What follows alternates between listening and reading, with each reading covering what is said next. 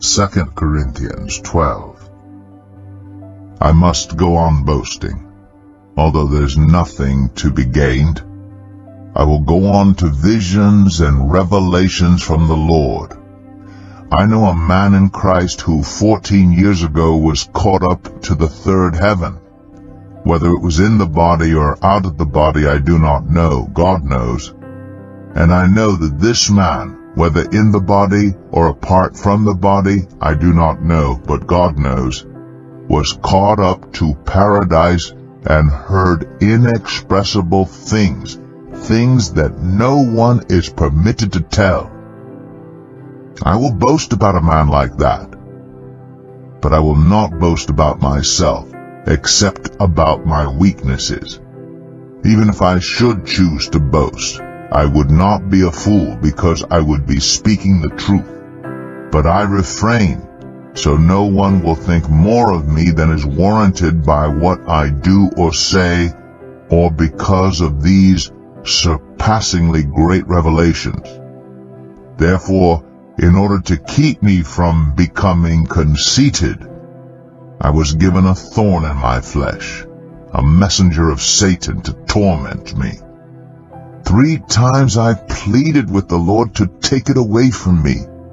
But he said to me, "My grace is sufficient for you, for my power is made perfect in weakness." Therefore I will boast all the more gladly about my weaknesses, so that Christ's power may rest on me.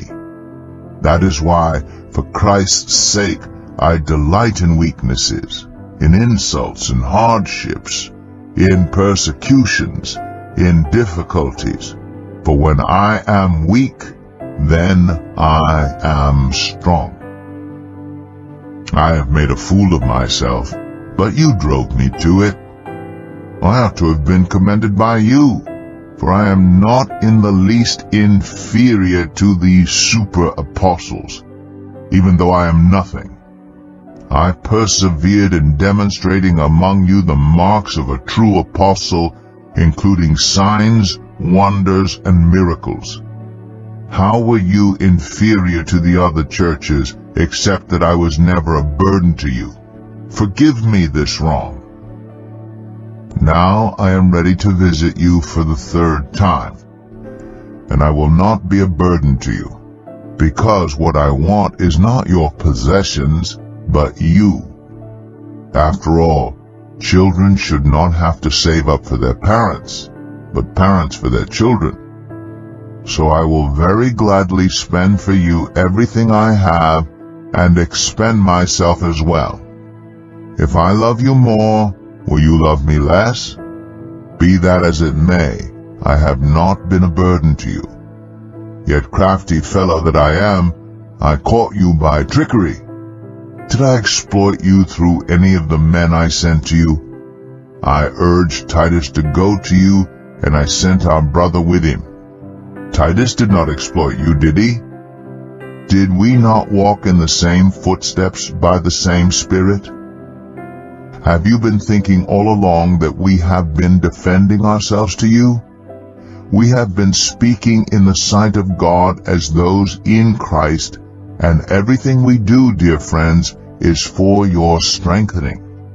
For I am afraid that when I come, I may not find you as I want you to be, and you may not find me as you want me to be. I fear that there may be discord, jealousy, fits of rage, selfish ambition, slander, gossip, arrogance, and disorder.